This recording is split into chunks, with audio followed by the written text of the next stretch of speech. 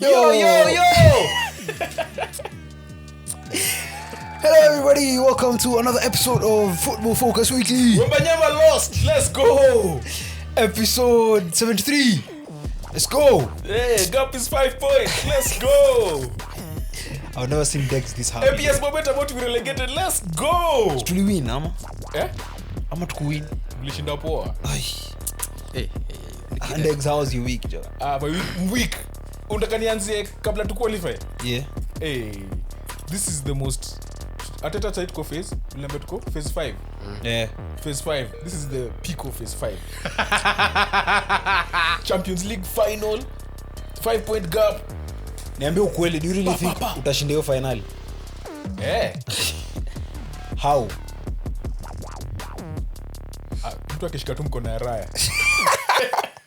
Ni hivyo.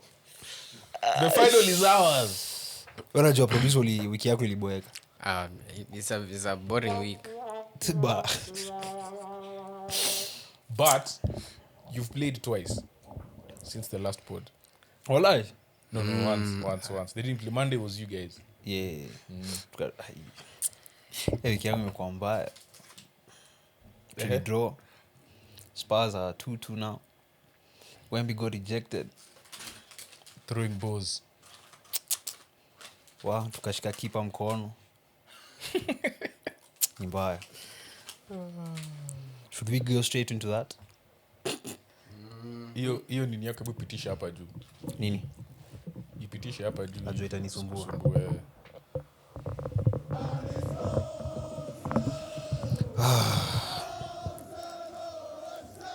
We're by far the greatest team the world has ever seen. I think we should go straight into it. Sparked a lot of debate. The disallowed goal. Is it a disallowed goal? Yes. Yes. Is it a foul? Yes. Yes. But there's like 6 other fouls happening at the same time. And that's the problem I was going to point out. Yeah. Is it a foul? Yes.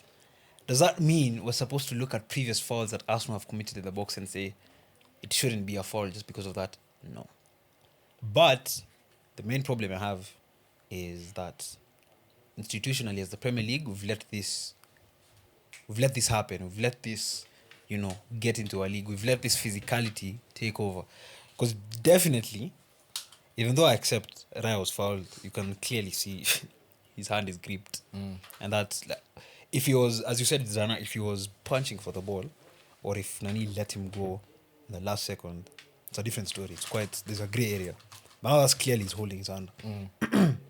But now the fact that there were 5 other fouls happening, Rice is holding Mavropanos, Amemhag, Sweet Trossard is holding Wu, Raya is also being shot pulled. The fact that this is frequently happening and we've let it adapt into our league, because even if you've watched Aston in the Champions League, when you guys have tried it, the play stopped even before the ball is taken. Athletic game as well.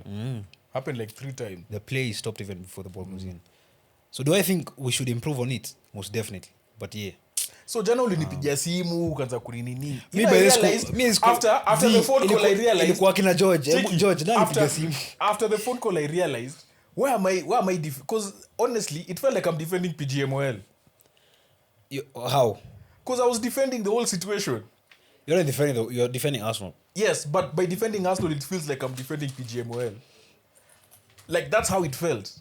Because obviously, yes, we do accept Arsenal have been great beneficiaries.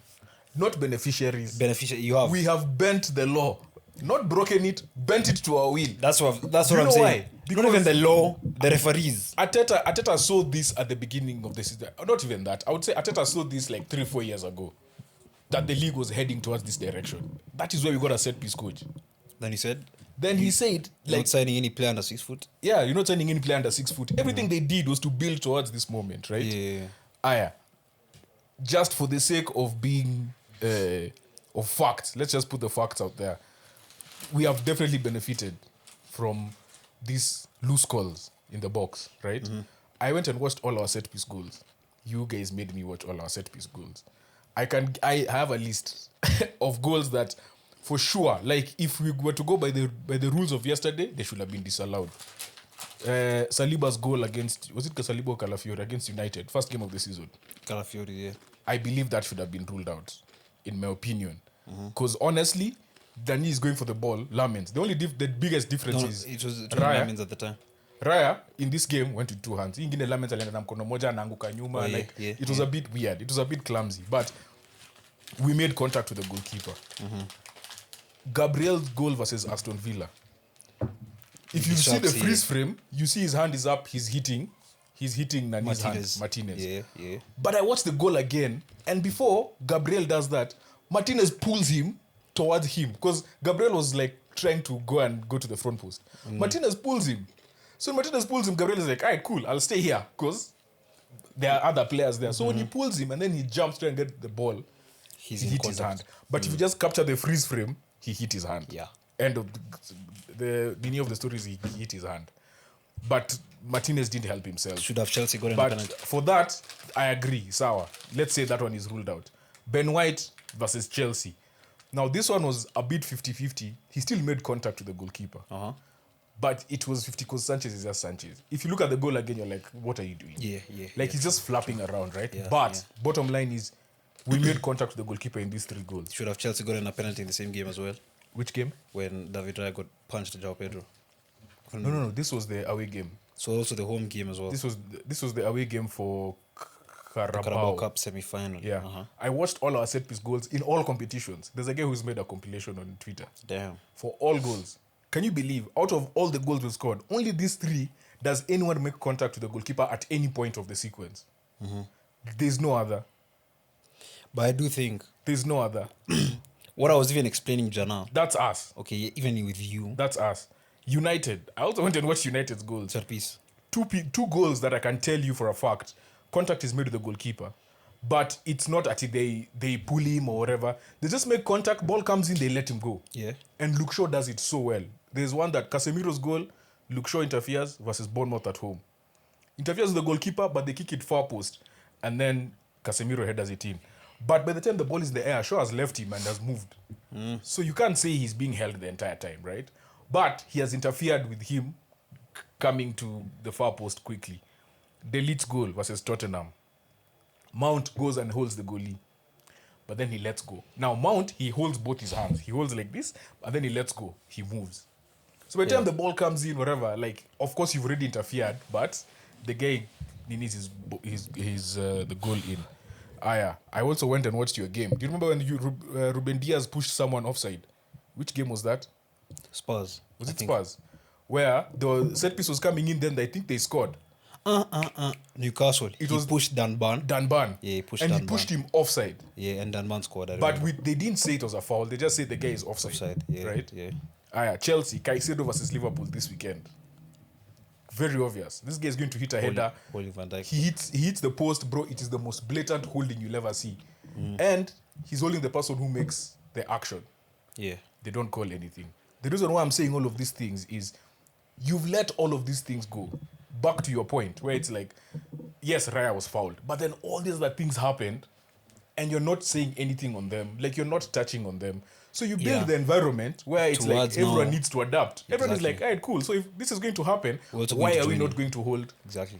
And it's like we were building towards this moment where you get to a point where people will be holding in the box, but because you've not been giving it the whole season, You What are can't you now start supposed to saying, I won't give this one. so, yeah, man, English football they have a big problem. Yeah, true. PGML has a big problem, and I don't know what you do because, well, one way is what you say. Champions League, these things, any contact, the things already Cool, ruled yeah. out. And I think even when I made the point about like Arsenal, you guys, whenever there's a grey area of is this decision, is this, sometimes mostly it goes your way. But I also realized sometimes in the league, a lot of the times you have to depend on luck. So even when you said you went to watch the like compilation of Arsenal goals, I also went and watched City's title runnings the past few years. A lot of decisions went our way. Like I remember Doku high-booting McAllister at Anfield for a penalty, the Rodri handball, Kovacic at the Emirates when he had 2 fouls on Rice. There are a lot of things we've also we've luckily got away with time and time again.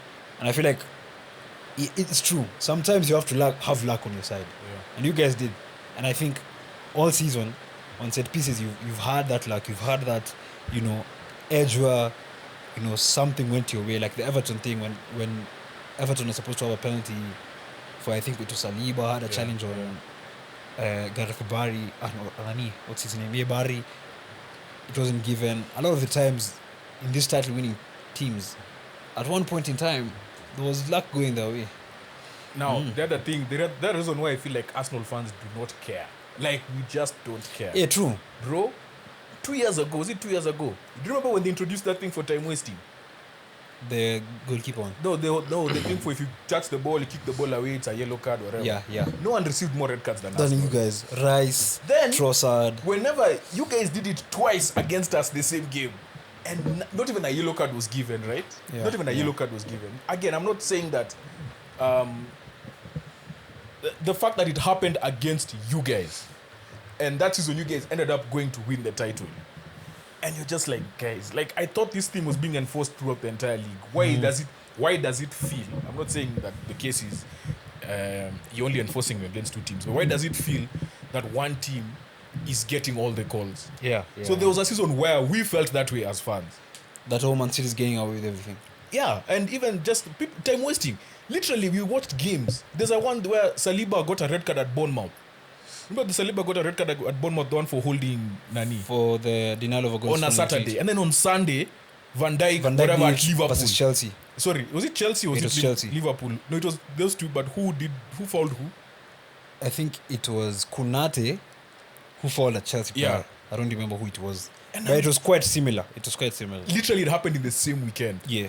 This thing of today, Sunday, Raya being held. The Van Dijk one was the day before. Bro, the literal day before.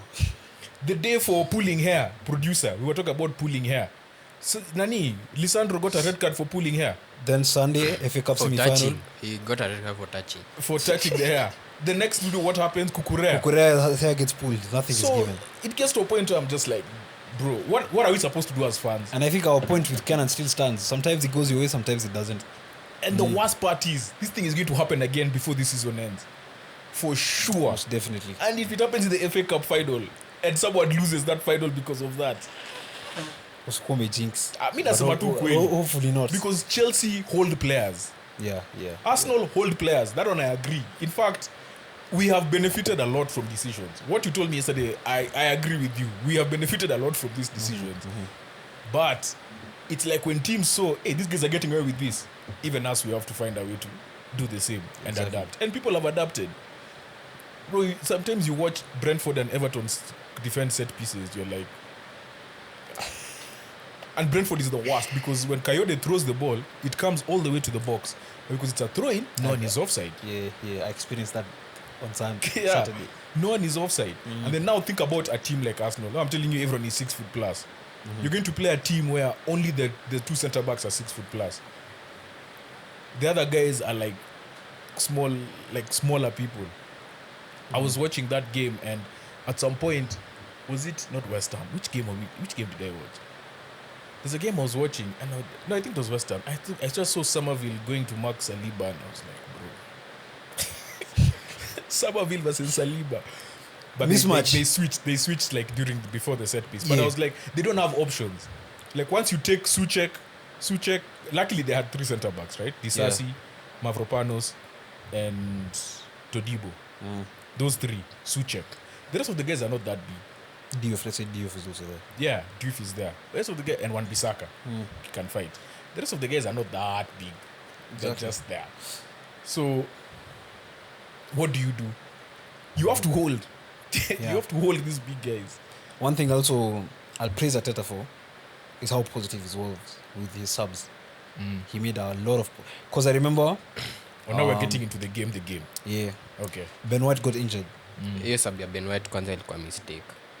See, Removing Ben White. Removing so since Ben White got injured, so they had to put in Zubimendi. Zubimendi goes in midfield, Rice goes on. The only Because we explanation So made I have, now you guys is weren't that progressing the ball. Mosquera was on a minutes restriction. So he couldn't enter the game Because you at put the him time. then, he has to play 45 plus whatever minutes. Yeah. But now he came in a tough time. Rice goes That back to 45. midfield. He came in and gave the 45 plus whatever. But also Six. even in the 60th minute, Arteta saw you still not producing that much. Now that was the one which was Odegaard like, yeah. comes in. That's was when now, taking out Zubimendi for. I was like, dude, you've just brought in someone. He's the freshest player we have, And then you're removing him. but Yeah. he's just not. And that's a criticism we've put against Arteta for the whole season, where we've said in games he's trying not to lose instead of going to win. apart from Today the he was last trying 3 to win. games. What did I tell you about again when we played you guys Uh-huh. after the 2-1 when you guys beat us? I told you if we play like this for the rest of the season, You win. because of how positive he was against you. Starting Eze, did Eze not get start? Yeah, Eze started on the left, Odegaard started at Odegaard the the time. middle, and I was I like, remember. We haven't seen that the whole season. Even on the lineups, I and said, I told you, seeing yes, we Odegaard beat on us the lineup, 2-1, Yeah. but just this thing is going to give us results. I think even that Fulham game was that one game after you guys had a very bad run of games. It was Sporting, Atleti. You were getting Newcastle, yeah we won 1-0, 1-0 of but like good that was set after scoring. now, after you guys. So You were struggling to get over the line, but you were doing it. yeah, Then the Fulham game momentum just comes in. but there's been a and you clear win the next change in game. how we've been playing. I think ball ikifika tu katikati mid. The fact that you have Eze, bro, when Eze does that drop of the shoulder thing, hey, you have to think twice about I think your life. even he's been making use of Gyökeres much more than he was at the There's start that. of the season. Gekonyo amekuwa akicheza Yeah. poa. Do you know this is one thing I've always seen about Arteta whenever he makes a signing, it's like Pep. People take time to Yeah. get into the system. But I Bro, commend Gyökeres. We made 7 signings Gyökeres, Eze, who are all starters at some point. Hinkapie, Eze, and Odegaard. Nogard, okay, Nogard not so much. Uh-huh. Madueke. Like you had to integrate all these people at moments in the season. the same team, And yeah. other moments in the season, they had to play because Saka was injured. There was a time Saliba and Gabriel were injured, so Mosquera had to play with Nkapie. Odegaard was injured. Odegaard was injured. Eze had to play. So you are blooding in so much talent, right? The fact that we are in a Champions League final, in the same year you bought 7 players. Yeah, it speaks volumes. Like, yeah, man. And exam. They've just ako gelled. emotional. They've just gelled. Mi ile jezi alivaa jana sijui hata alitoa wapi. Sijaimwona nayo jezi. Hiyo jezi alifanya nayo post match. Si last year tucheza Real versus nini vile bado alikuwa hapa nilikuwa naye. Umeona aliyeka tangu hiyo time. Tangu Secure. last season. Yeah, that one is 2020. That's the last time we won a Premier League. That's a That special jersey. jersey. Eh, Yeah, msiwe. We, that's a special jersey. uko shady. I'm very happy with my team. Wait, how do you feel about Come On You Irons? Come on, you Irons! Pep anakuanga hivyo. Is it allowed? Why not? Yeah. Okay. Honestly, I fuck with it though. Hata mean Because I was like, you know, sorry, I Pep laughed. really loves English football. Like he really loves English football. I think he's done it before. When we went to Stockdale. He's done it. Like he does What this is it? thing where skia acha. He does this thing where he acts like a fan. Or like he tries to play with the media. Remember we were playing Fulham. Was it 2 seasons ago? And we were at Craven Cottage. And you could see him at he's stressed out. Fulham at the time were like 18th. Yeah. We were first. We were unbeaten in our last 10. Pep is stressed. Fulham are so good. They're so good. They're so good. I think he loves English football. No, but the other thing is he didn't do it for a long time. Yeah. It's like the last 2 years he started doing it. When you guys are losing grip. Someone said day by day he becomes more like Mourinho. I feel like everyone has there's an element of Mourinho in you when people start figuring you out. True. Usianze kusema hivyo. No, but it's true. What is You guys best? won 4 Premier Leagues in a row. Yeah. And you didn't win last year. And this year it's looking unlikely. Yeah. 1% chance. Will this be the longest time he's going without a title in England? Yeah. Because it's 1 year. Simple. Sasa tuende next. I'm gonna miss him though. I'm gonna miss him. Mateus Fernandes. Manchester United. If you're watching, I heard you need midfielders. Bro, That boy is Not a hard. baller. They do need midfielders. That boy is a baller. hata Diouf alicheza poa. And Ule if we've seen Boss it from Baby. AFCON, bro. That boy is a baller. Boss Baby. I was having this discussion with Biko yesterday. Yeah? Producer Mark for me this one. Westham get relegated. who's leaving that club and Boss, where are they going? Boss baby. Okay, mi sijui mahali wanaenda. Boss If baby Westham gets anatoka. relegated, Okay, Fernandes can enter top 14. Somerville is going. Somerville pays for like a good. Okay, can we agree Mid-table club. Fernandes can literally go into any top 14? Yeah. You guys could get a player like him? Okay, true. Us guys, we definitely need a midfielder. They need A midfielder. midfielders. Liverpool Liverpool leader. So he can enter any top 14. Yeah. Diouf's crossing is fake. Do you fucking gear seat? Alafu ni ile ya mapema. Kabla fucking cross yes. akikakishwa hivi chini aanze kucross ujue ni Do you kubaya. fucking gear seat? Anatoa O'Reilly. Hiyo ndio Ana shida. bench. Acha ufala. Wan-Bissaka Bisaka. Alianza season vizuri, sijui nini imehappen. ana World Cup inakuja. He can't Aya. go World Cup. Suchek is definitely not staying. But Umse, he's anafanya nini ile team? Nani Nani? Suchek? Bro, let me tell you, I think Suchek As in, before ana Nuno, kazi amu na mancharini. Unajua chances Arsenal walikuwa napata mob ni juu mse akuwa na mark player wake. Ama na lose ball. Ana lose but he's not a baller. But Nuno has found a way to play with him. When he was playing with under Graham Potter, I just wasn't a fan. Yeah. But he would score that goal every time. Header, nini, like just. Set piece. So Suchek, I feel like Suchek leaves, but not to an English team. Inter Milan, AC Milan, Juve. Yeah. Oh. Yeah. Castellanos is not staying. Definitely go. Definitely not staying. Umesema Mavropanos. Mavropanos will stay. Walai. Stay where? He'll stay. Mavropanos is a bit prone to errors. I don't think he even wants to leave. Na vile England. aliokoa mingi. So he went to Nini. Mavropanos is going through a purple patch. That one for sure. It's But like that what he's gets going you through a a purple transfer. patch. But let me tell you, when that guy Mavropanos is a former Arsenal player. Like I've watched him play. Oh, He goes through a purple patch but he's been so good and he's been scoring. Who's the other? Todibo. Todibo, I don't know. Todibo goes to another club. Yeah, Todibo, yeah. Disasi Disasi's already stays. gone back. He's a Chelsea loanee. Yeah. But like he leaves Chelsea. There's another guy I was thinking about. What Prowse? Oh, Bowen. Bowen is gone. Where? Bowen is not staying. Where? Wait, Bowen, you think Bowen He's is a going to play club the legend. championship? Said Akwaka Vardy. Bowen, who's in the World Cup squad? Okay, actually, he has a point. But where does he go? Chelsea always buy wingers. They need a right winger. That is Chelsea. Estevao. Because the thing is, West Ham it'll be like a fire sale. Yeah. We have to get people. We have to let people go because we Clearance can't sale. afford to keep them. Yeah. There's someone else I'm forgetting. Who's the What Prowse? what Prowse is even on loan somewhere. Chatuangale squad. There's someone I've forgotten. But anyway, I think that's about it. But yeah, that team has players. Wilson, Ariola, Walker Peters, Killman, Skulls, Sports, Kilman has to Kante, stay. Magas. Skulls is a club legend, a club academy player, so I think they keep him. Yeah. So it's Aye. more. It's like 99% there. But manze, Burnley wanakwanga the cherries ama. Hey bro, We nickname ya Burnley inakwanga the something Nets, acha ni search. not the Hornets, the Clarets. The Clarets. Clarets. Common new Clarets. So I can move to producer ameenda. Wacha tumakie. Next up, Manchester City.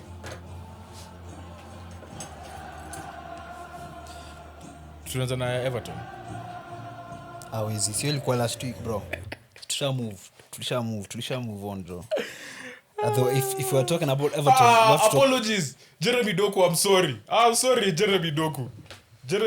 Hey, bro. I told Negs, Lotan, Kenan, Aye. I told everyone. But I'm still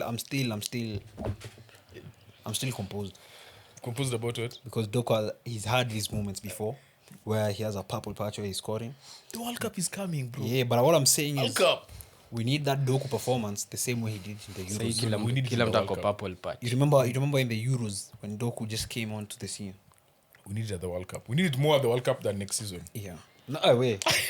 I need it next season. No. Well, Yeah, most we need it at the definitely. World Cup. I think I said it. If he unlocks that finishing product, he's a world class winger. But that's crazy that it's the same finish.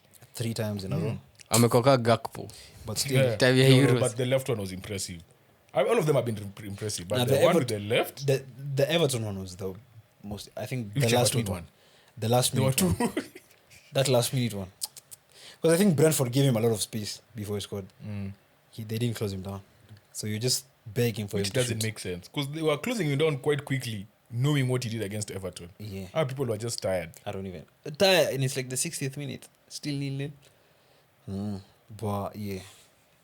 Then let me ask you. Hey, do you know there's only one player to have 30 plus GA this season? Haaland. Imagine. You know we hold Haaland to such Stop a... lying. Listen, we You're hold... saying 30 GA. well, like 30 GA. And You know only, Haaland- only assist. They assist only 2. Z. How many? He has 8 assists. Bro. He has the same open play assists as Bruno. Hey. Walai. Check on that, man. But check on that. Let me ask you a question. Is Haaland in the team of the season? Definitely. Anatoa nani? Joao Pedro. Hakuna. Joao Pedro mwenye he didn't score for 2 months ama zuni Amefunga goal of the century juzi. No, hapana. Wewe Haaland has been- unakubali. You know, Haaland is yeah, such a consistent striker. We hold him to such a high standard. Wait, We don't even realize Haaland is a? he's a very consistent striker. He's still top scorer. Yeah. Top scorer. It's okay. It's okay. This is not what you're saying in An top February. scorer. No, you're not saying this in February. Z, in February I said he needs to score more. Yeah, any bro. So he was not being consistent. Z. Yeah. He was being consistent, but it was a low volume than at the Haaland volume. Bro, there's no low You know volume. Haaland. That guy Haaland- didn't score the whole of February. Haaland Why are is you such- lying? listen. Stop lying. So listen. Stop lying. Can you- and can there was you- no, can you there was no listen? international break. Can you listen? Where? Can you listen? Sema Oh, ukweli. skiza. Sema ukweli. Haaland is such an outlier of a striker. You know when Kane has like a bad run of form, he'll score 1 or 2 goals. You know Haaland, we expect him Haaland like didn't score. he was scoring at a low volume. Then No, how he come? didn't score Then at how all. come? How Not come he's low still top volume. scorer? We kwani scoring at a low ama ni mimi atuelewi sielewi Sio namwambia low volume. Yake ni no volume. No volume. On Exactly. mute. He was scoring on mute. Bae mnaanza kunitusi ndio watu ipo. Unajua mimi ndio host. Tunaingisha 10 hapa sasa tuongele Sunderland na Man U. Aya, cheki. Man City versus Exeter 10-1 he didn't score. He didn't play? Newcastle Did he play? didn't score. He played. He had a rating of 6.5. So, United he didn't score. We're on 17th of January. 20th of January 3-1 he didn't score.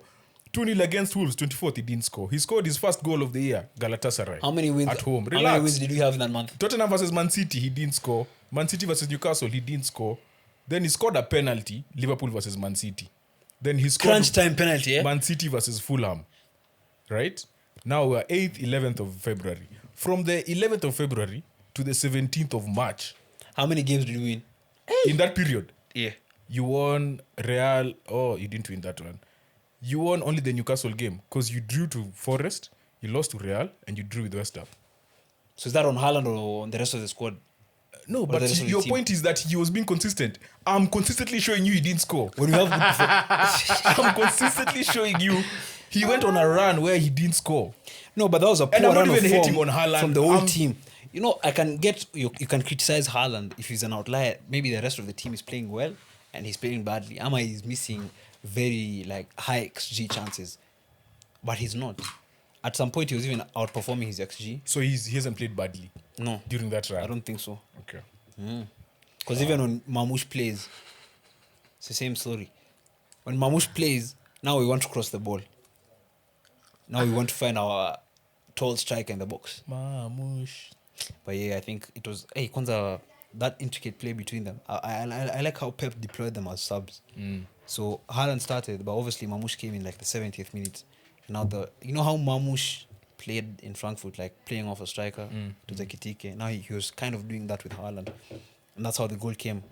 You know, Haaland gets the pass, he makes the run, nice touch, nice finish. And I feel very bad for him because his ceiling, he's obviously not as good as Haaland, but his ceiling is as much as a second striker, which in a different club, this guy can be a starter most definitely.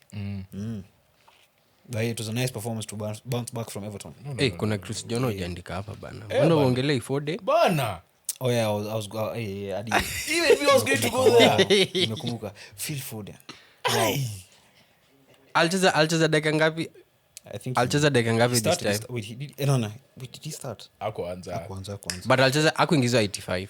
aliingizwa mapema. Aliingizwa? Sikuzi anaingizwa mapema bro. Aliingizwa? Hapo 60 hapo Okay. I was checking if you watched the game. Tunakumbuka akiingia nilitext umse. Umse alinitext. Leo Foden ameingia mapema. Bale amekuwa akiingia mapema. Hadi Everton aliingia mapema. But alicheza na sai kiki. Alicheza poa, karibu afunge. That was a good save from Kelleher. Pepe alikuwa good save. Pepe alikuwa brave. Hiyo formation yake. So able to tuongelee like by the way, those decisions. Do you think those were penalties Gani? against nani Krupi? Some ukweli Ndegs. Mi niliwatch let me tell you this do you remember the game against Crystal Palace versus United versus Crystal Palace? La Croix. Yeah, versus La Queen. Croix getting, and I came and asked you guys. I wasn't this even guy, no, actually, I didn't even argue when you guys told me it's definitely a foul. I like at the story. Yeah. Yeah. 2 weeks later, Cunha, same thing happens. What happens? Which one? No, sorry, Maguire. The same thing happens with Maguire against Bournemouth. So Maguire was sent off. Yeah. He was sent off, right? Another goal scoring opportunity. That was like the next week or the 2 weeks after. Bro, the week after that, Cunha now gets a yellow card for diving. And all those contacts are literally the same. Same.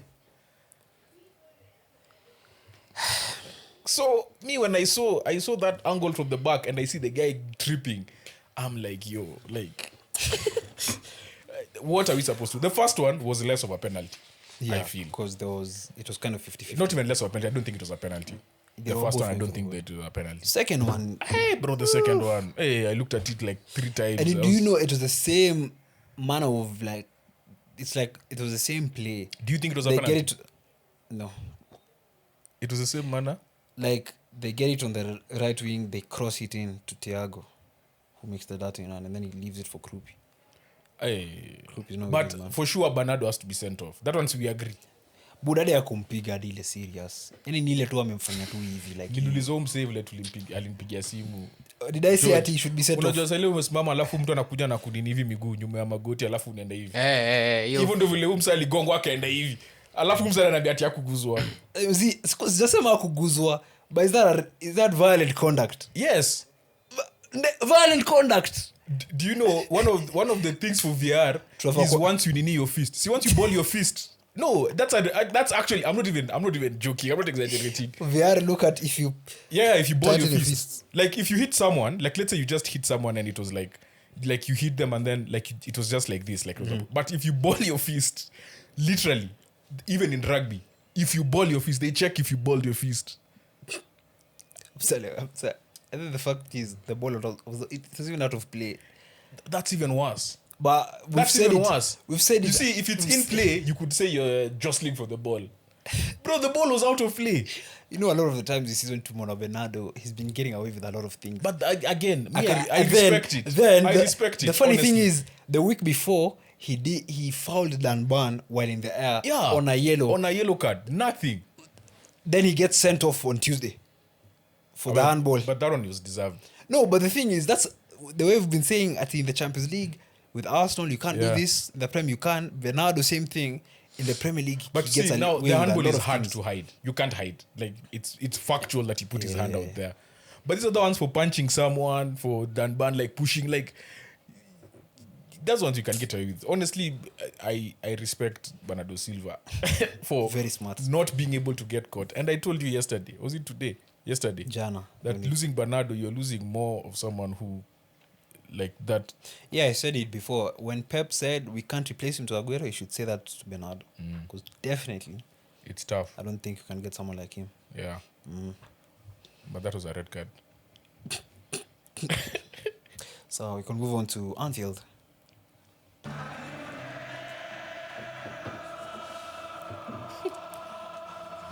This was one of the weirdest games to watch. I have a joining question. Who is worse? Hitler or Cody Gakpo? Because listen, Liverpool fans were booing an injured player going off. So that Gakpo can get an injured player alikuwa anatoka as Mazi. We'd rather have him injured inside but the you pitch than Cody Gakpo. But you know, vunja 217 Pro Max. Sawa. But you know, I feel like next week. I feel like Chelsea players Liverpool does.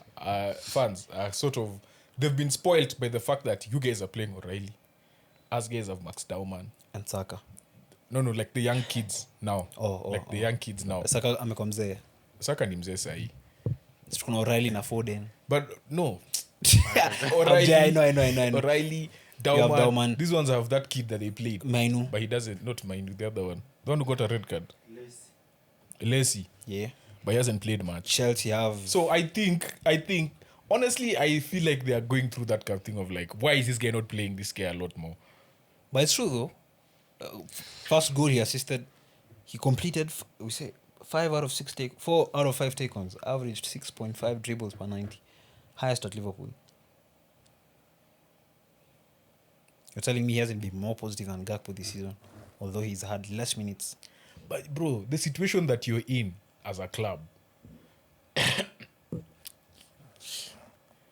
it's tough to put a kid in that situation. But if you, just feel but when it's you're just putting tough. that kid, he's performing to a higher level than your starting winger. No, but you've given me how many? Those are like 3 games, 2 games where he performed. When they brought him on Champions Fulham, League, he was it performed. Champions League? Who they play in the Champions League? Liverpool. Not Champions League. FA Cup. Who knocked? No, FA Cup they were knocked out. Yeah, You but guys. Aye, bro, kishaputana na O'Reilly na No, who Nunes. did O'Reilly? O'Reilly came on. No, it was Champions League. See, they were knocked out in quarters, round of 16, whichever it was. Liverpool. Yeah.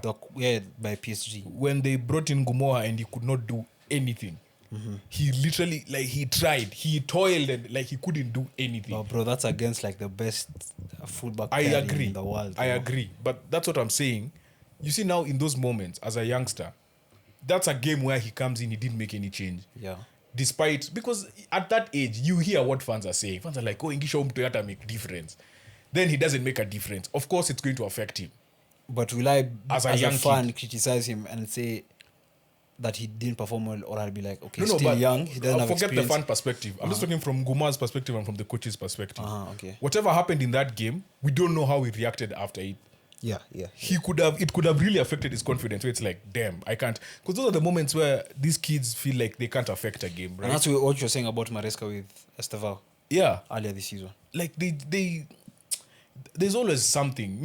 There's no reason. The only person who I know didn't play kids is Rossinia. Si alikuwa mtoi Honestly. pia. And these guys haven't played a kid, but that's also because they're not playing that many games. So whichever games you have to give the senior players, right? Yeah. You don't have a choice. So Slot is in a tough position because he's fighting for his future. Do you think fans are losing trust? Slowly by slowly. I know I've been saying that he's not going to lose his job, but what I've seen the last Because week and a half. in the past 2 press conferences, he's been saying he has confidence that he'll be here this season. The last week time and a and time half, again. the way I'm seeing, like, bro, he's getting booed so much. Yeah, And Liverpool fans are normally not like that. rarely. Liverpool fans But really back the team. that's the thing, because a few years ago, it used to be a very hard place if you're going to Anfield. Yeah. But I just felt like this season, it hasn't felt that way. Well, it was When hard we for us. played- it was easy for you guys. Yeah, because when we played Even at you. Anfield, See, even these guys. Yeah, they won at Anfield for the first time in how many years? We won at Anfield also for the first time we did the double for the first time since 1970 or something.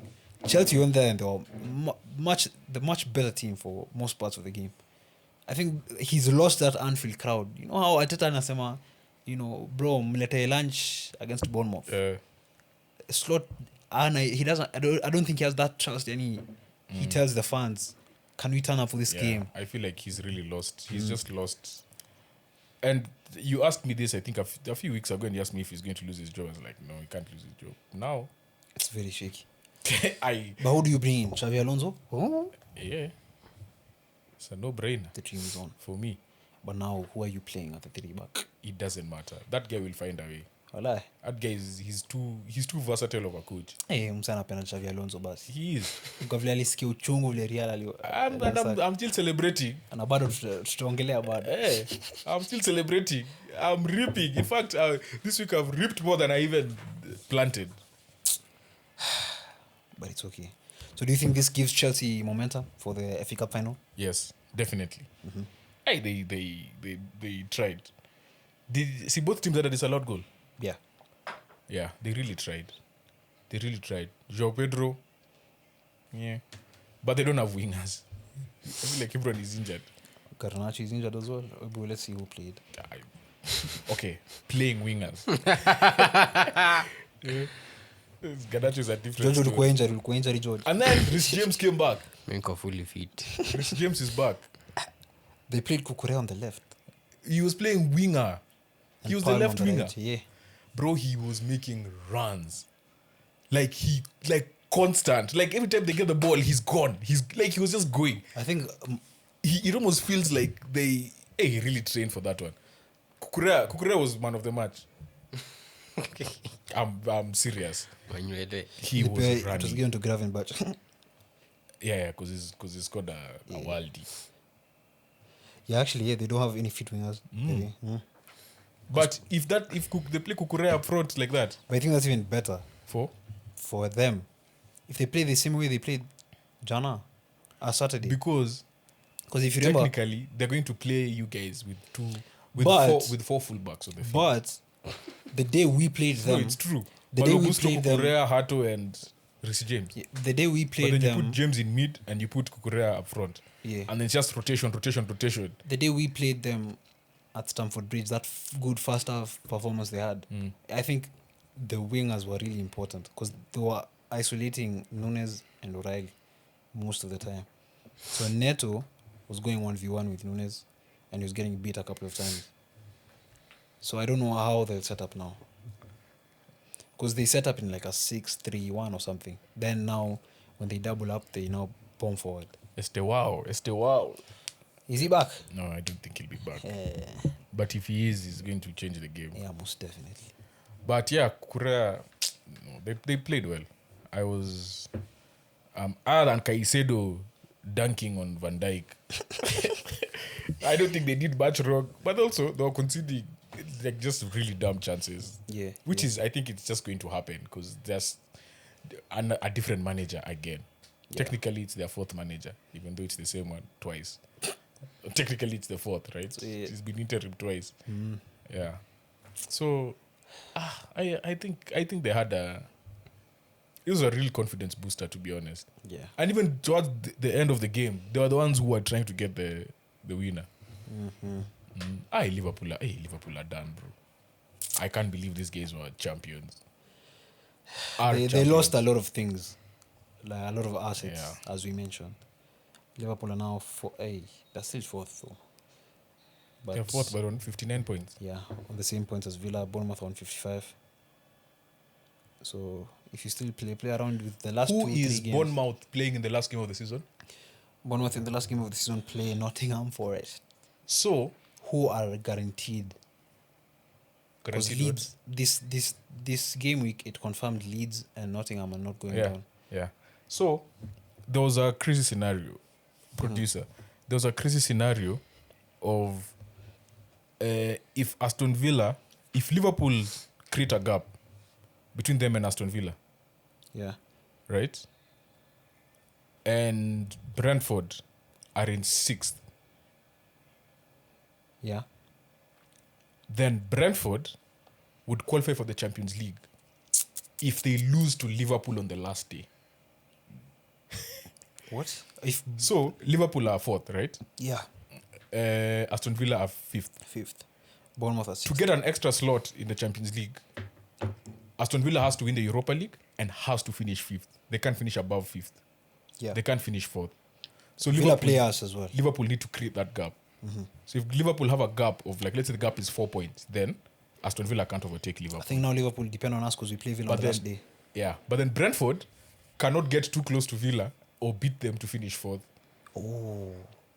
And Liverpool play Brentford. But now Brentford are 8th. They're still behind Brighton and Bournemouth. So that was the scenario. That's what I'm saying. If Brentford got a result against you, everything would have just been so weird at the end of the season.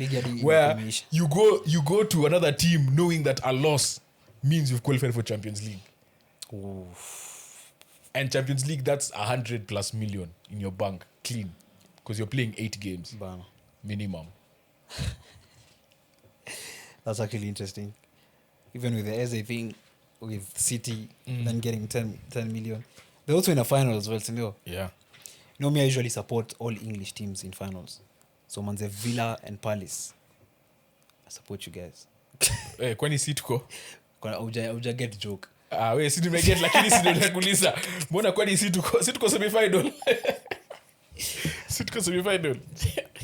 In the Champions League I'm French. Okay. Yeah. I have a joke. What did the Arsenal farmer say when he saw a weevil? What? Buddha! Pest! Shega acha Let's kucheka. go! Shega acha kucheka. Budapest! Budapest! We tuende hii game yenyu ni bo.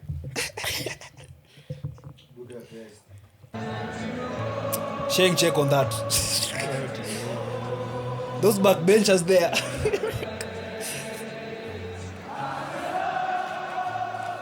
Sijui nikaa Carrick alitusikia kwa pod na Kenan. I watched the game and my heart grew asunder. Hii game mazee, United walikuwa wanakimbizwa. The first half. Wow, You guys should have wow. been. Lamens bro saved you guys multiple times. Lamens had a good game. Lamens had a good game. Mazee, mpaka Sadiki is making runs. I've never seen him make a run like that in my life. That chance they created, the one where Nani gave him the through ball. Enzo. Yeah.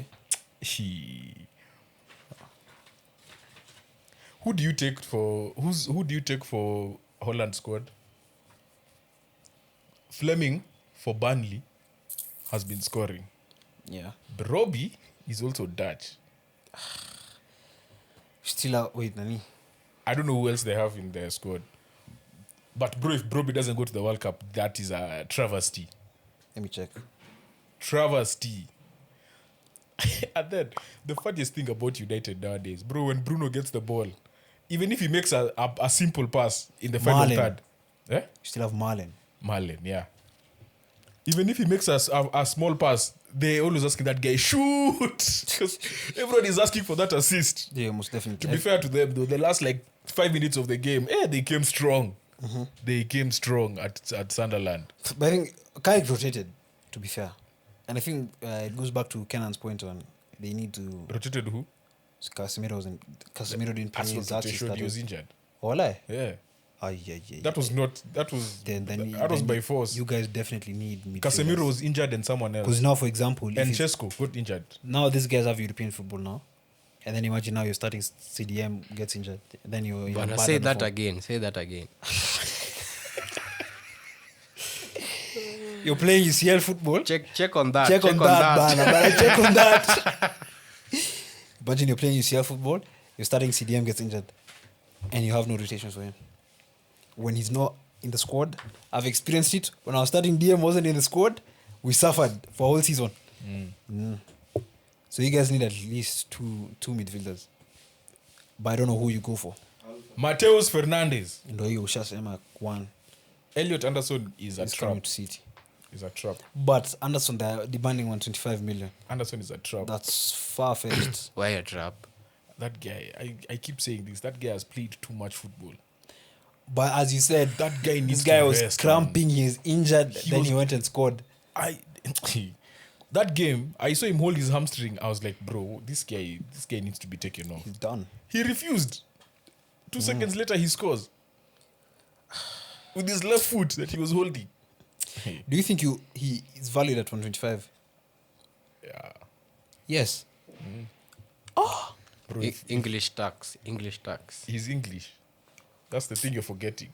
By the way, if Rice was 100 million, actually that's how they value it. 125 is a lot though. But you have to factor in inflation. I would pay maximum 90. Any maximum, bro. Maximum, I'll pay 90 for him. Do you think he's better than Caicedo? I think they're different profiles. But they more or less play the same area. Yeah. But Do you think he's better than Rice? No. So in terms of valuation, you value him lower than Rice? No, the thing is, Rice is misprofiled a lot. I don't know why people... I think Rice gets a lot of stick. But they're more or less the same. Think about it. No, Rice gets a lot of stick because of aesthetic bias. Because he's not that flashy, controlling center mid. But you see how important he is for the Arsenal squad. They look similar. Yeah. When they attack, they both go and help build up from the left. They're always attacking from the left. But obviously, they are both the best set piece takers for their clubs. Yeah. Well, obviously, Rice has done it at a higher level and a more consistent rate and at a higher club. Anderson has done it.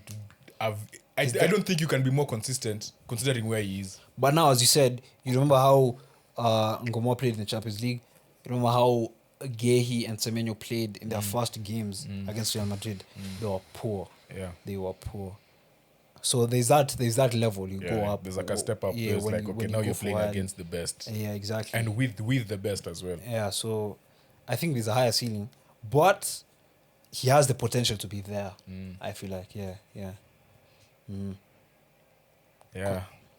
Man, I don't know. This Carrick thing, Mazi. Bro, Should Carrick get the 10 job? wins from 14 games. You know, I don't want money. Okay, actually, you know, when I say I don't want, I can't mean msawa Man U. Let me not, actually sidanganya watu. But I don't want the United board to feel like they're not taking a risk in hiring Carrick. Because you can hire Carrick and then he doesn't perform well. And then you say, oh, we should have gone for a better manager. Then you continue the cycle of, should we sack him, should we not? But then you go into another summer thinking of another manager. This way. Then there's also taking the risk of, we can go with another manager, but he doesn't perform as much as Carrick did. But you can also factor in Carrick played 1 game a week. You know? So now that's what I was going to ask you. What if they get another manager? This manager, by February, they want to fire him. Just give you an example. They just want to fire him. So they're I like, don't think that's the right way to we want a new manager. Because I think if you do that, If Carrick applies for that job, what is not making him get that job? like this summer. No, like February. If he applies for it, like whatever. I feel like if they go for another manager, he doesn't do well and Carrick still applies, I think he gets it 100%. As an interim. Do you think he'll accept coming as an interim? No. I think now, if you've seen Carrick play the way he's played this season. Kwani ni McFarlane?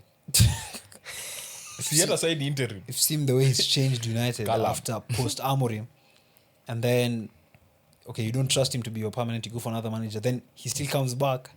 I don't think you give him interim. I don't think he accepts an interim again. But if you're going for Carrick, I think you should back him fully. Get whichever players he wants for his system to work. Because you've seen previous managers not getting back with the players they wanted. Or like, they have a lot of misprofiled players, especially with Amorim. But this is where now Keenan's argument comes in. Well, I agree with you with the backing. Keenan's argument is you have to have a style of play to be backed. You have to be like, okay, we are going to be great at counters, and that's what we're going to do. So I need wingers. Keenan didn't think Carrick has a style of play. I don't think he does. I don't think Keenan believes that Carrick has a style of play. Okay. That's a very good statement. Yeah, I don't know that he... Yeah, that's what our resident United fan thinks. Wesheng, Carrick akona style of play. Producer ako hapa pia. Hebu tuambie. When you watch United now under Carrick, what are some of the features you see in your team? Shida ni unauliza hii swali tembaya. Muda kitu sahi natafuta kwa game za Man U. Assist ya Bruno. I was very happy. Bro, you have no idea how much I look forward to his past assists. 2 games I've been very happy. Same kuna games mbili. See 2 left. Nilikwambia hii assist record iko na swara mahali. Iko na swara. That's why if Bruno breaks it. Umsali hizo injuries zimemess, but anyway. I think Carrick style of play yake ni kuchezesha watu pale wanafaa kucheza. So he's more of a man manager. Okay. Nah. See, you've been telling us about Zagzi. The last few weeks. Hebu tuambie sasa. See, the problem is I didn't watch the game. You did watch the game? Yeah. Uliwatch highlights? Mi upenda Zagzi juu anajua kudribble. Lakini hakufanya hivyo. Kudribble. Walai. Alikuwa tu hapo. Shida ni confidence bro. Hata wewe ile time ulikuanga game mzee. Sasa nikisema wewe nimchagueni Ruto ama ni Ndegs. Nimchagueni Ruto ama ni Ndegs. Ile time ilikuwa game ukakosa hiyo game time like kama uone upati hiyo like frequent kuchezeshwa.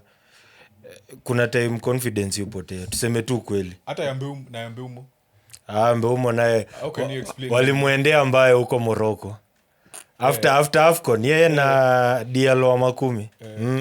Diallo alipotea. Diallo amepotea. Alafu anaenda Skyport ana Skyport. Sky Sport. Hiyo channel gani? check on that. Anasema we as a team na umefunga bao 2. Bwana unauza hizo assist za Bruno daily. Daddy, Si Ahmad. Nyeli jam nile amenu. Ila amenu nyalichila kila mse kwa box. Amada kauza. Alafu ukienda kwa press ati we as United we want him to break the bro. Actually kwambie the funniest thing about watching a United game na producer ni ball inapita tu halfway line. Tafuta Bruno. Hakuna kitu kingine. Tafuta Bruno. Bro, hizo ndo vitu mimi utafuta anyway. I think Carrick ni man manager and he's I think he's good at it. Maguire kuna time sijui ilikuwa interview ya wapi. Alisema ati Carrick si ule mse mkiwin ako overly excited, mkilose ako down. Adio Derby alikuwa ako amechill tu, even killed. Level headed. Ka Ancelotti. So anyway, I think me yenye anafaa pewe hiyo chance. facts. Come around. Best Kitu of the best. kitu staki ni Best of the okay, sorry. kitu staki ni hiyo cycle ya like starting to love another manager again after they've Ile ufala mlifanya na Ten Hag. But do you know the only thing is happening with Carrick? Yani ati mnaanza kupenda. If you look at how the goals are, because a lot of goals are counters. The only added wrinkle maybe is set pieces. They're scoring a lot more set pieces. If you look at the goals they've scored, if you look at the clean sheets, if you look at the number of games won, bro, it just looks similar. Like, it just looks so similar. I think that's the biggest fear United fans have. They're like, we saw what Ole did, and then he was given the job permanently. Then you do the same thing with him. Okay, that's a good argument as well. My biggest argument of hiring Carrick is, who are you going to get now? Considering the market for managers. Some of the managers you'd want are going to the We were World talking Cup. about Zabi, but Zabi got picked up by Spurs. Yeah, but some of these guys are going to the World Cup. I think World Cup managers that off. See, even Tuchel extended. Yeah. And whoever you Posh? get will only have 3 weeks of See, preseason. Posh, I think you can go for Posh. Skia. Listen, Kuna Iraola. if the USA... Iraola if the is a great option. If the USA don't perform, I think Iraola Posh won't gets sacked. Just no. See, exactly, that's what I'm saying. Sasa sikia. If they don't perform, I feel Iraola- like Posh can be sacked. Iraola, you mentioned Iraola is a good option. But even Iraola Iraola is comes, also not extending, so no. he's leaving. He announced he's Exactly. leaving. Yeah. As in, he's not extending, he's the same. I'm saying that. Check on that. No, not extending and leaving are different. Because you say you're leaving, it means you're leaving the club. Not But, extending okay, means sir. I could change my mind. Uh-huh. But even if you sign Alonso. let's say you sign Xabi Alonso, Bruno is only going to come back 3 weeks before the season starts. 3 weeks before the season. Yeah. Yeah, because the World Cup ends on the 17th of July. Premier League starts on the August. 18th of August. hiyo ni assuming Portugal wafike final. Regardless, see, let's say they reach semi-final. Semi-final would be, no, let's say quarter-final. Quarter-final would be the 10th of August. You give 10th them of 2 August weeks to off. July. 10th of July. You give them 2 weeks off.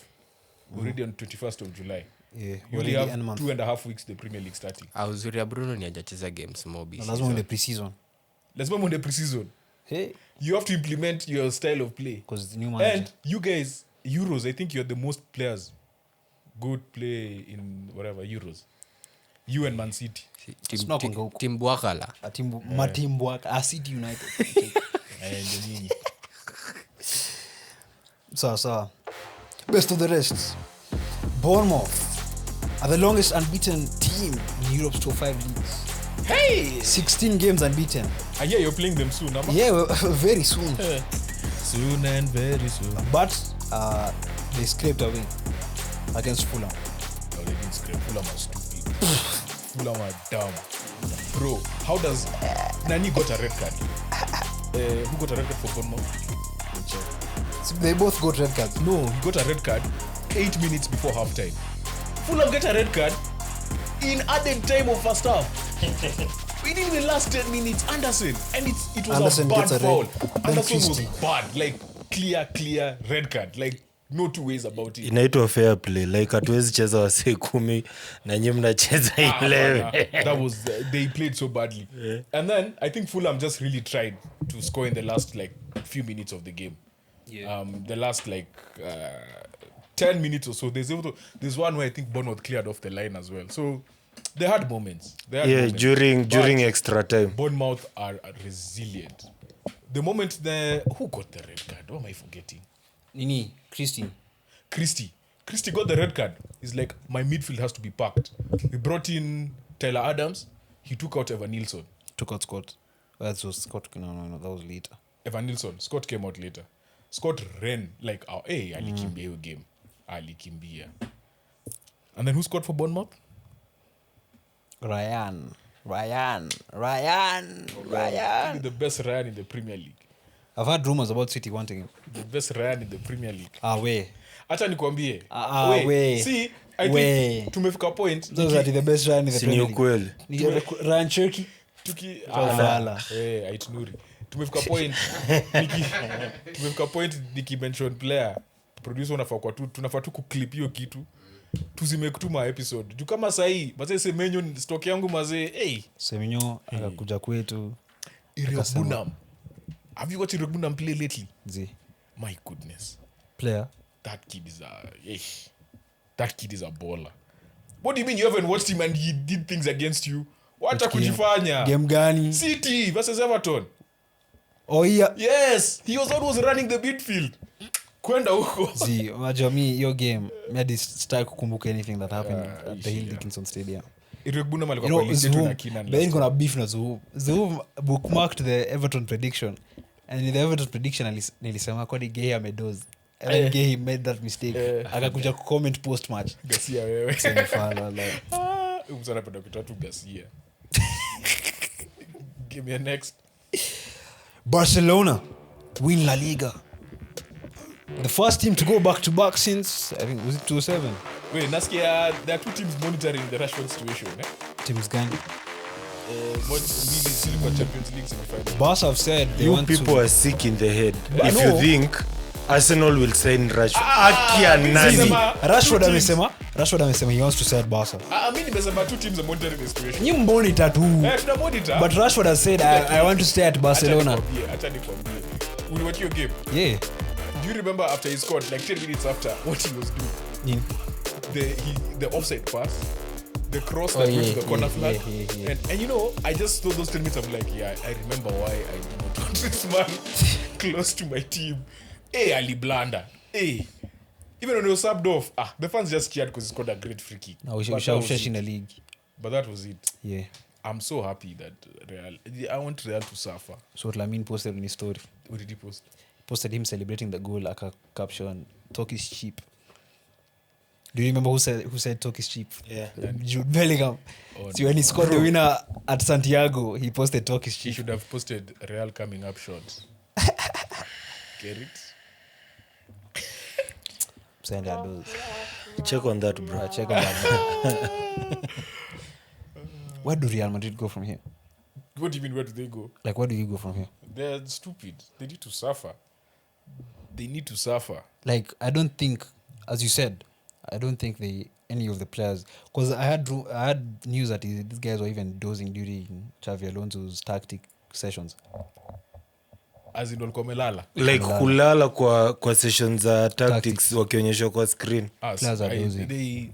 Bro, there's a level of disrespect that sometimes you show even an older person, forget even a coach, just an older person. Yeah. Ushaona saa zingine pengine you go for like a family thing and then kuna mtu mwenye hata anasalimiwa na auntie yake anasema Tuseme tu producer.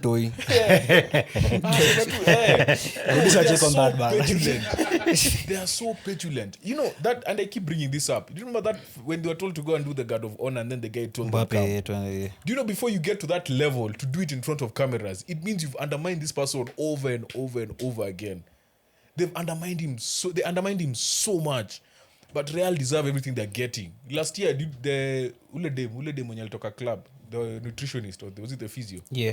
The one who was told that we can't do these things the way you're saying because we've won 15 Champions Leagues. That's what they told her. Yeah, I remember that. When she left, she wrote a memoir and she said all those things. Like the club believes everything they do is they're the best at everything they do. Yeah. and no one can Even teach Vinny was them. doing this. He did Bro, the 15 thing at halftime. like you are 2-0 down, bro. 15 And you've been This is the first time the title has been decided during an El Clasico. Yeah, so And I the heard. title imekuwa And confirmed. then Bellingham got a yellow card for time wasting and you're 2-0 down. Does that make sense? How? Like How? that club is just it's just rotten. And when people say culture change, like sometimes a culture shift is needed. That's what where- Real need. Yeah. wanafaa wapange line hivi And chomeni to be apewe honest, nyaunyo. even at United, Rashford was one of those people who, though he was always being linked with leagues, like leagues in the locker room. Oh, it's Rashford. Him it's and that Rashford. Argentinian guy. Yeah, so that's why I feel like Agent 49. that's why I feel like Rashford coming back. I don't know. By I the- don't think he will because he's too comfortable. aende asaidia saa huko Crystal Palace. We don't want him So even. I know Real deserve everything they're getting. Rashford's free kick was amazing. That Ferran goal was fire. The Olmo assist. Wow. Those guys were being run right. They were playing like, I think at a point hadi Real just and then the walikubali best tu. thing to watch was Chouameni. Did you see second half when they were about to fight? yeah. People started pushing Then each like other. 4 people wakaendea Vini. Chouameni was like, bro, Right, this guy is I don't want anything to do with this. nikiwaguza ntawamaliza. Hapana jaribu. Alafu ukiingia kwa group unasema mazee nganu ni aje nganu. Nganu ana keep off. Nelson alikuwa nganu amesema hataki fight leo. Yeah. No, but that thing for last week was actually insane. Bro, I actually blocked Fabrizio. Why? Staki kuona Sasa bado utaona kwa nini fulani amesema hata for 3 years nimewatoa wote like bro tunaenda El Clasico jana mmesema Mbappe is back najiambia at least they won't win it like tukicheza kesho Mbappe hayuko. Mbappe was back for 6 seconds, bro. I was bro like nagoja transfers zifunguliwe like permanently hiyo live here we go zote nimeziblock. Petition imefika ngapi? 50. Kwa nini mna monitor? Haizi kwa 50. Ilikuwa 60. Ilishapita I think 50 ilipita. Akuje but City, walisema Joe. ni bots. I come City jo. Shinde Prem. Walisema ni bots. Akuja Man City. Anashinda Ballon d'Or. He can't come. Akuje City walai. That guy will fight. Do you remember when Pep fought with what's his face? Ibra. No, Yeah. which African player Eto'o. keeps hating on Pep? There's Eto'o and someone else. Toure. Yeah. Yeah, Toure. Oh yeah. 70. 70 million. Unasikia petition imefika 70 million. Eh buda. And then this is something I was thinking about. Do you know Vinicius in the next 2 weeks? Well, 3 weeks. He enters his final year of this contract. Walai. Yeah. Eh. So they either have to sign him to a new contract or Okay, let me ask you, who do you think Real should let go of? Vini. He's cheaper. Chomeni. Cheaper? He's easier to let go of than But Mbappe. Mbappe, bro, is the highest paid player. No one can afford him. Okay, true. Come City, Joe. Because Vini is cheaper, he's easier to let sell go of. or whatever, yeah.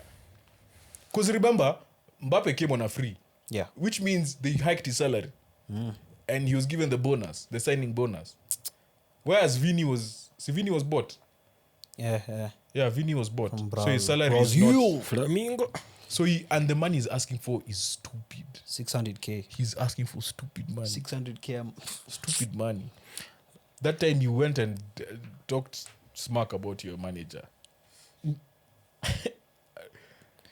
Abelo is also another person who needs to be the fraud check.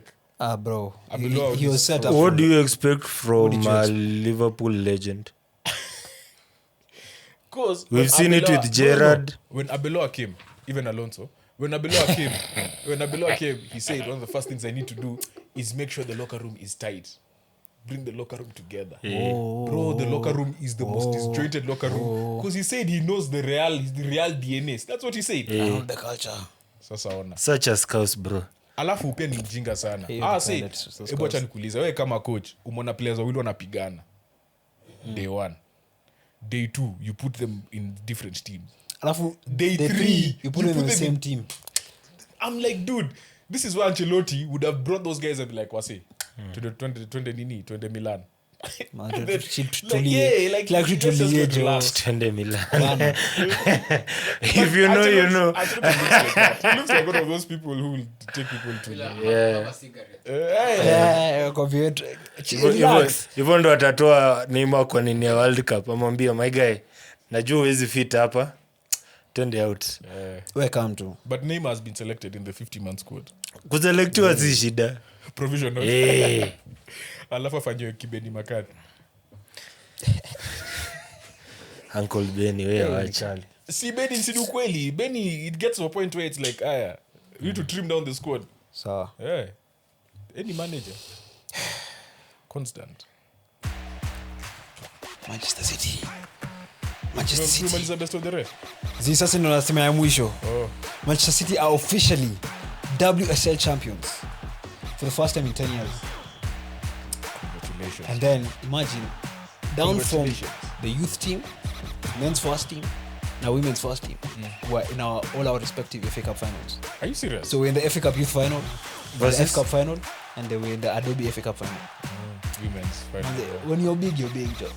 After a stylish comeback against Chelsea, 2-0 down, Bunny Shaw brace done. Mary Fowler after an ACL injury, she comes back, scores. So we are going for the double in each of our Is competitions. Vivian back? No. She's dealing with like She's doing her mom. I saw the mom. Okay, mshinde UCL pia nyinyi, mwache mchezo. So tumequalified nini nitoa? Yeah. Women's UCL. Tutaingia next season. We beat Barca last season. Where? The group stage. When we were playing group stage, I We remember. beat them in the final. Sorry. Hapo mnishinda. We can't let these guys be in one lie. What? Yeah. Fair. Today I'm friends. Hey. But actually, Beth Mead has also left Arsenal. You know that? Yeah. Sad. Yeah. Squad is, but Claire Williamson signed a new contract. And also, Shaw This is also weekend we not. won 3-0. Alessia Rousseau against Aston Villa. Same He dropped points nilimwonfollow against pia yeye. We won 4. Russo sasa amekufanya nini? Russo? Wewe wacha. Alitoka Badiu. Wewe jua tu. Alitoka Badiu.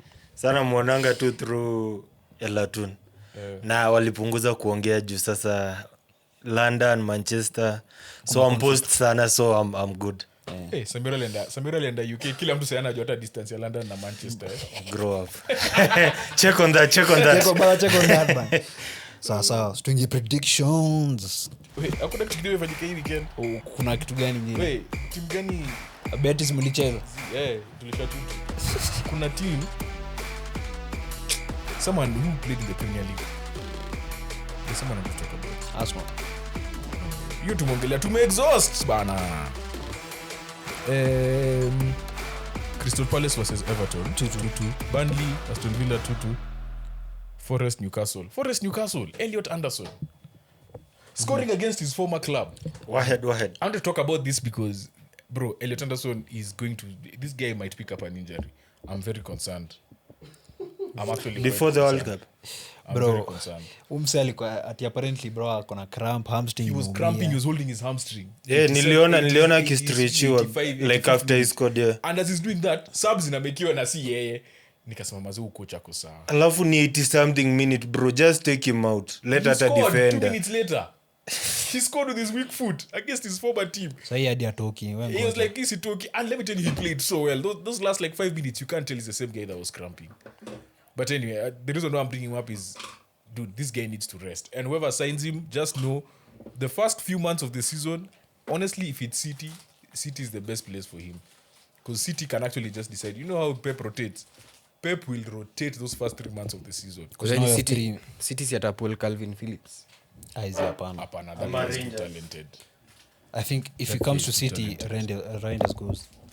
Yeah. Bro, that's such a waste of a signing, man. Mngepe hata Arsenal wasisign Nogard, wachukue Rangers. Cristiano. Another one, best of the rest. Yeah. Celtic beat Rangers 3-1. All from Derby. Celtics wagani? Celtic. Wanyama Wanyama Celtic. Because ni Celtics kwani wanacheza championship, but ni sawa go on. Dyson. Did you see that goal? Dyson. Hey, ni bangine safi. Hey, Dyson is But see, now it's 1 point between the Hearts and is it Celtics? Hearts and Celtic. Yeah. But do you guys know the owner of Hearts? Oh, okay. So Hearts used to be they were relegated, namely administration, all of that stuff. So the fans came together to buy the club. So the fans bought the club. Then once they bought the club, they brought it back. They're like, alright, now we need proper investment. Then some lady came, invested in it, and when they got back to the Premiership, she sold her stake. She sold it to Tony Bloom. Tony Bloom is the owner of Brighton. Oh. Tony Bloom does not have any voting rights. That was the stipulation. The fans were like, you can buy, but you don't have any rights like for voting, making club decisions. You can give your input, but we make the decisions as fans. He said, Sawa, the only thing I want you guys to do is to take my system, my scouting system. Ooh. So he gave them the entire scouting system. That's so Hearts cool, are now top bro. of the league. That's And so if you look at the people cool. they're buying, bro, they're getting it for 2 million somewhere, 500,000, nini, just random people, but they're playing. They are bowling. They're balling. So that's the story of Hearts. Crazy. Hearts, we need them to win because Celtic and Rangers have won the title for the last 40 years. Yeah. No one outside them has won. Unasema they've won your heart. Yeah. So Check one. we're Team Hearts. But Hearts of Hearts of Midlothian. Yeah, ni hayo tu. Sawa. Tugie game week 37 Premier League predictions. Wednesday, 13th May, we start with a midweek fixture. Manchester City taking on Crystal Palace at 10 p.m. Now, interestingly enough, if you do not know, Eze has a clause in his Arsenal contract that if he wins the league, Crystal Palace receive 10 million. So Palace wants to confirm, yani wakishinda hii game ni 10 million ingia kwa banki, kwa books, clean. So they have everything to play for. Dex ni enable. Unajua hata anaweza text hao watu wa Crystal Palace. Walai. Umse. Na hii jezi yake. Na mbona si Eze ndio sasa imagine group chat wako nayo sasa hivi. Ama menyamaza So nakumbuka Semenyo akiongelesha Alex Scott. After washite Bournemouth ati I call him. Even though Eze atafanga. Same way. But I see us winning this game. I wanna focus na Europe, unacheki. Europe game yao is nini? After the last game of the season. Walai. It's far, bro. Their final is after the So I thought Europa and Conference are before. No, their final is after we play them. 3 days after we play them. Damn. Their final is 3 days after we play them. So watawaachia. Mnabo. They're not even fighting for Europe. The Europe they're focusing if they win the final. So watawachia. Sasa Manze Palace na AFC thing. Nini Man City na Crystal Palace. Sawa 3-1 City. Simple. Shakira asipofanya hiyo kazi anafanya. Hata niwaambie. Mnachikizwa kwa na flag zenyu huko Etihad. Zinapigwa tu mapema. Tutapigwa. Jean-Philippe Mateta. Ismaila Sarr. Don't fall for it. Don't fall for it. And then they have this thing where they give you Mateta for like 60 minutes and then Strand Larsen for a bit. Evo. The away game ended. Wanawapatia hivyo. Ismaila Sarr all of a sudden has remembered how to score goals, which I love. It's beautiful. Washamalizana na Liverpool. Hiyo ni feeder club. Hiyo ndio inakuanga mbaya. So me I'm just saying be careful. Stay guided. I don't mind if you win. I feel like everything is in our hands. So I want you to have a good game. Play well. Yeah. So because whoever you play in this game is not starting the final, right? Do you play Foden in this game? Pep said he'll rotate, so most definitely. So Foden? Yeah. He in the post match he said he'll rotate. O'Reilly? I feel like he should start Foden, Marmoush, Gonzalez. You start like the good subs, then probably you bring like in a Haaland if the game is needing like people to enter and score. Ake? Ndo atacheza. Yeah, Ake plays. Ake starts. Which centre backs are fit? Gehi, Kusanov is injured. Diaz. Kusanov is injured? Yeah, so that's why he didn't play. He got a knock, I think, in training. Diaz is back. Gvardiol is also back in training. Do you start Doku? I think Doku should be rested this game. So then who starts for you? On the left. Rodri? Yes, Savinho is starting. Is Rodri back? Rodri is not confirmed. But if you rest all those players, see, you're just giving them a chance. That's what I've said. Yeah, because this game is crucial. But also the final is crucial. No, like just go all out, bro. Walai. If you lose, you lose. Kurest ni binguni. Ayai. hivyo ndo Bruno alisema by the way. Ati unaona mkiwarestisha kwa hii podcast hautarest huyu atakuja hadi na hiyo kona flag hapa Na si uongo. ukiongea anafanya boo After nikuja na trophy umse atarudisha hiyo most hiyo unajua Ndex alishikilia nini video yangu hadi tuka drop points. Alishikilia hata video. nikwambie draft bado niko na draft usijali. alisema 20 niko na video mpya. Nijaribu ku drop points na release video mpya jo. Sawa MC. Sasa City draw 2-2. We move on to the FA Cup final on Saturday, one day after Iceman drops, the 16th of May. The world will be frozen. Wewe, Man City take on Chelsea at Wembley Stadium. Chelsea. Wajua Iceman atakuwa akicheza. Haaland. Cole Palmer. Haaland ndio anatoka huko Scandinavia. And now this is the first final Haaland gets his goal at Wembley. Finally. Wait, he's never scored in a final. He's never scored in Wembley. Achana final. He's never scored at Wembley. Hadi like FA Cup semi-finals. Ajai. Mwanzisha Gonzalez. Walai. But if Rodri is fit, he starts. But this is the game. Haaland finally gets his goal. I think Mamushka ataanza before Haaland. Let me ask you, if you do a combined 11, how many Chelsea players make it? Okay, so keep No, how many positions are up for grabs? Tufanye. Mimi ndo judge. Donnarumma. Mateus Nunes. Nico O'Reilly. Over Kukurea. Malo Gusto. Acha ufala. Bro, unaweza na Malo Gusto. Acha ufala. Msamadas Casemiro. Si hatushindani kudance, tunashindana ball wewe. Bravo, Check on that. Mimi kama judge. Check on that. Judge ameongea. Malo Gusto. Unis mwenye na foul watu ovyo ovyo. Mateus Nunes mwenye amekuwa kiassist akidefend. Wewe jua ni midfielder anaingia fullback na Malo Gusto. Anyway. Gehi Fofana. Colwill walai. Gehi Colwill has just played one game. I know he was decent. After that injury. You guys are underestimating Fofana. So tunataka Colwill alafu yana zua alafu ataka Malo Gusto. Nataka Fofana. Force. Gehi Fofana. Talala for Aki. O'Reilly. Z. Acha uji. O'Reilly mid. There's no Kukurea left back. There's no point. O'Reilly mid. Kukuresa is left wing. Tunataka Kukuresa ako against Doku. Okay, basi tucheze na nini basi? Tucheze back 3. Tucheze 3-5-2. Cheki, hawezi tu Kukurea kwa hii squad. Uneka O'Reilly wapi? At 10. Bana. O'Reilly mid. O'Reilly naye atoki kwa squad. Hiyo nimekubali. Doku pia atoki kwa squad. So Haaland atoki kwa squad. Kukurea atoki kwa hii squad. Haaland atoki kwa squad. So wewe chagua, either toke Kukurea right back, tucheze number 10 kwa Shakira. Juu Shakira yu ni bo. Acha ufala Walai. Acha ufala.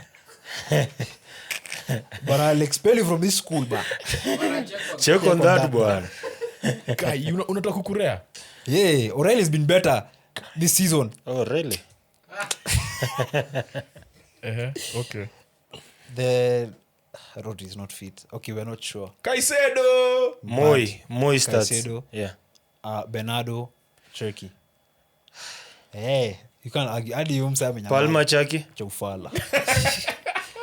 Palma amfani. Final Palma. Palma amfani. Aliuza peda. Juu alipura. Tunauza nyama. Na maneibo aliama. Right wing Semenyo, striker Haaland, left wing Doku. Simple. Mimi nasikia. Haoni maplayer wangapi? Watatu. I've tried fighting for Kukurea, man.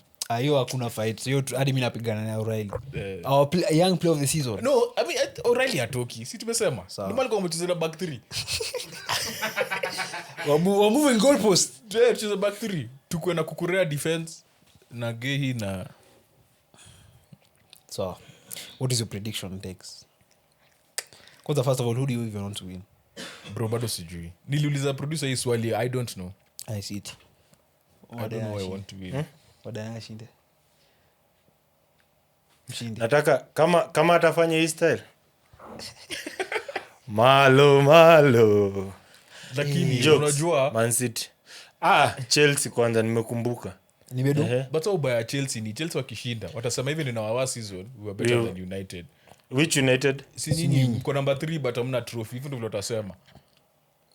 Trust me, I've been trophyless for many years. aliambia I know the banter. Experience. I know it's coming. Ah. I know the banter. You need to trust me. But sasa na hawajiwezi. Hata nikisema Chelsea hawajiwezi. But anyway. Siri. 2-0 City, 2-0 City. Let me tell you, Na I feel like msichoke. it's tough. It's tough if they're going to win. I don't know how they win, honestly. I don't see a path. But for some reason, that guy frustrated Pep. Yeah, he can. That Even Callum McFarlane frustrated Pep. And Reece James is back. You know, Atamugopi. Chelsea, Atapelekwa tu. whenever Reece James is Atie back, tena. Chelsea changes. They just change as they just are a different side. So with that being said, I don't know, man. I wish you guys go to penalties. Penalties zifike kazi ile za AFCON, ile ya Zambia na Cote d'Ivoire. Ile ile nabaka 15. hutasikia tu 18. 3 months later, hey, Man City FA Cup champions. Tumepeleka kwa the FA. Tumesema Chelsea walifunga bao ya uongo.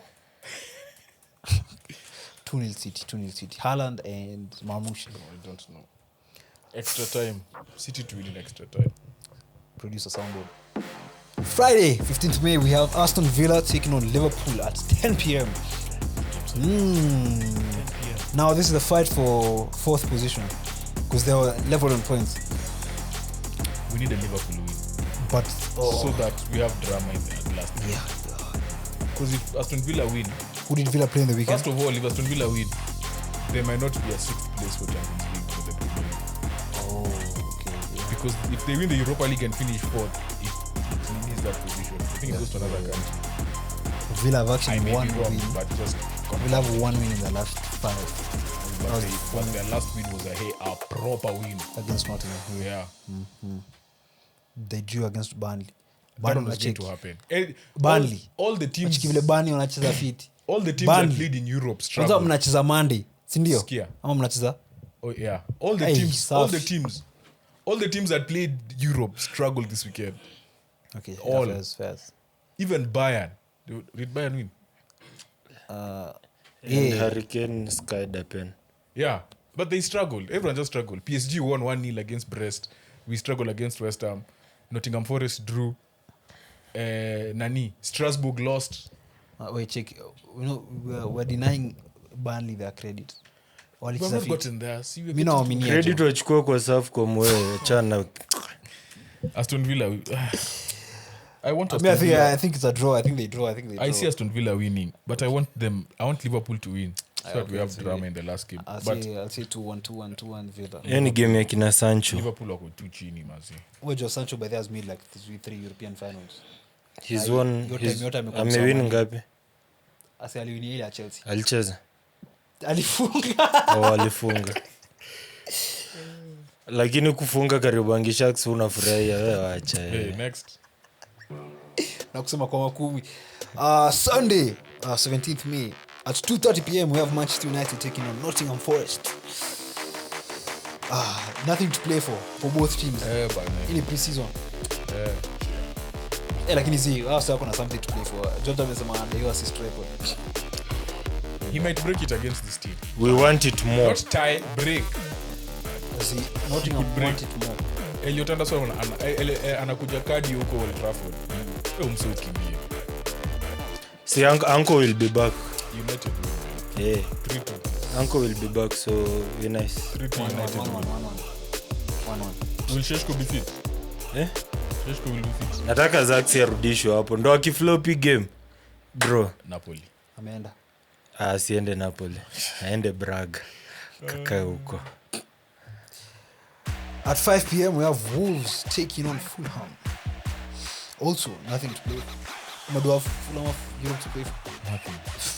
You know Fulham, the last 3 seasons, they have been mid-table every Man's just here, innit? year. By the time they get to game with 35 vibes for the rest of the season. Kazi tu inakuwa Every Snapchat, TikTok, Wanafaa YouTube. kurudisha by the Snapchat stories. Iwobi. He's very active though. Hey, he used to be active. Anyway, Villa win, man. 2-0. Fulham. Villa to beat. Oh, sorry. Chama jana. Fulham to beat Wolves. Wolves 2-1. 3-1 Fulham. At the same time, 5 p.m. we have Everton taking on Sunderland. Everton definitely have something to play for. Yeah. Oof. Did you see Beto's goal? No. Beautiful. Yeah. It was a good one. But now Beto does this thing where he has a good run of form. Then the next game and Beto is from which country? Chance. I don't even know. He plays for an African country. Sorry. Just check and let us know. But I think Everton win. I see an Everton win. They play with so much confidence at home. A lot of confidence. Guinea-Bissau. As you know already. Play with a lot of confidence. They had nyinyi as you know, but nyinyi mlinyimana pena, but ni sawa. Yeah. But we did a double on them. We are unbeaten against them. Everton to win 2-1. Yeah, Everton to win 2-1 as well. 5 p.m. again, we have Brentford taking on Crystal Palace. Fresh off of beating Manchester City. No, I was thinking Brentford. Do you remember last week I said fresh off of 4-point Everton? Like it happened. Yeah. As it happened this weekend. Even Brentford have a lot to play for. Because they're still within that 6-7 region. 6-7-8. Vinci. They're within that 6-7 region. Yeah. So, yeah. Hey, this is a tough one. But I go for the Brentford win. Got 3-1 Brentford win, especially they're at home. So then at 5 p.m. again we have Leeds taking on Brighton. 5 p.m. Hizi ni game gani bro? Abana. Season yenyewe. Sasa na bo. Unawatch mani tu na boeka. Hiyo game haiko board. Kwa Sunderland. Hata coach Man. Shego zilipige. Brighton draw man 2-2. Yeah, 2-2 draw. At 7:30 p.m. we have Newcastle taking on Westham. Depending on what happens against Newcastle played who on the weekend? They drew 1-1 with Forest. Newcastle win. Westham win 1-0. Either way though.